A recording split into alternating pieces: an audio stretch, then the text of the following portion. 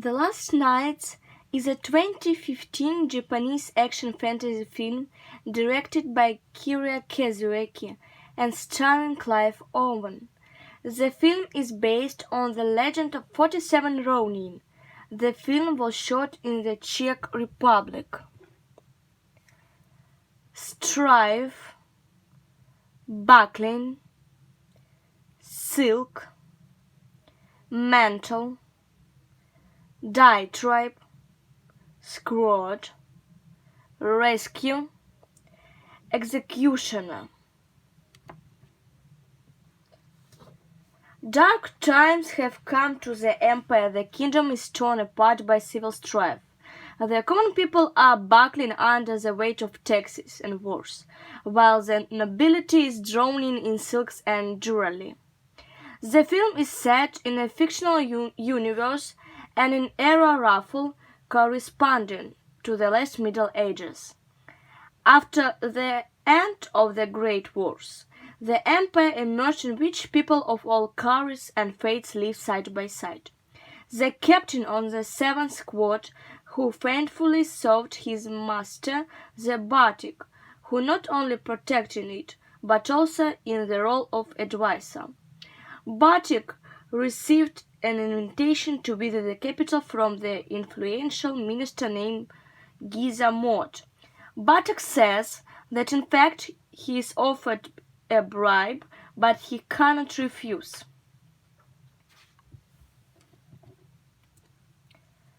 Batik's state of health leaves much to be desired. He suffers from severe abdominal pain, which doctors are not able to cure. Before leaving for the capital, Batik calls Raiden to the family cemetery. Showing the rows of graves of his ancestors, he says that the Batik family has not heir, and informs his captain that after his death, Raiden will lead the family, since he became like a son to him. Batik also gives Raiden the family sword.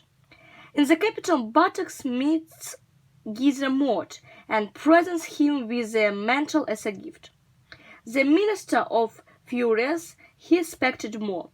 Meeting with Batik in his treasury, he directly demands a bribe, and when Batik doesn't agree, threatens to take all of his land. At this point, Batik begins to experience abdominal pain and falls. Giza Mott beats an exhausted nobleman with a stick. In response, Batik pulls out a sword and wants to offender, cutting his palm. At the trying of the emperor, Batik makes a diatribe against Giza Mott, calling on the other nobles to get rid of the Kepard official. The emperor orders Batik to be stripped of all his lands and puts his nobleman to death. At the moment of the trial, the first conditions appear between the minister and the first advisor, who recommends more careful treatment of nobles. Giza Mott is afraid of Raiden's revenge. He orders his captain keep an eye on Raiden. He also demands that his father-in-law Augusta give him 1,000 warriors. In the imperial capital of Giza, Mott begins to build an citadel. A year later, former soldiers of the 7th Squad are walking in the capital. Raiden gets drunk and visits a brother. He even pawns his sword in a pawn shop, after which his wife leaves him. It reports to his master that Raiden is no longer at rest. The emperor, who learned of the death of his first advisor, is furious. He wants to execute all the warriors of the Batik clan, but Augusta advises him not to rush. He says that in the eyes of the people, these warriors are heroes, and offers to execute only Raiden. It turns out that Raiden used Augusta's help in preparing the assault. An influential nobleman wanted to save his daughter, who was regularly beaten by his son-in-law.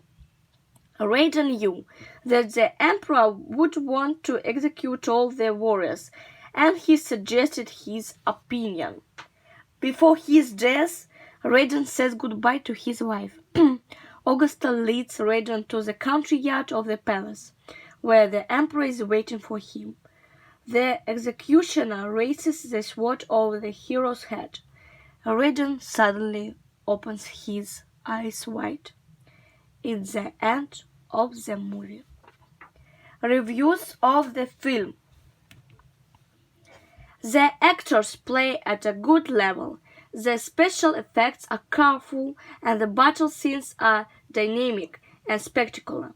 The ending leaves doubts about how further events will develop. But in any case, it pulls the point in the right place. Good acting, average plot, but no historicity, no realism. The film, of course, could have been saved by the mass battle and special effects in Hollywood, but not by fate. The whole film is very dark, almost no bright and others. Of the advantages I can name except that the exciting story and cool battles. This movie is pretty good. It's just a pity that there are too many dark colors and even a racial inconsistency, strange nights. I would like to ask questions. When was the film made? What was the film based on? Who did receive an invitation to visit the capital from an influential Minister Bartok? What were Bartok's health problems? What did Bartok give Raiden at the family semester? What happened at the end of the movie?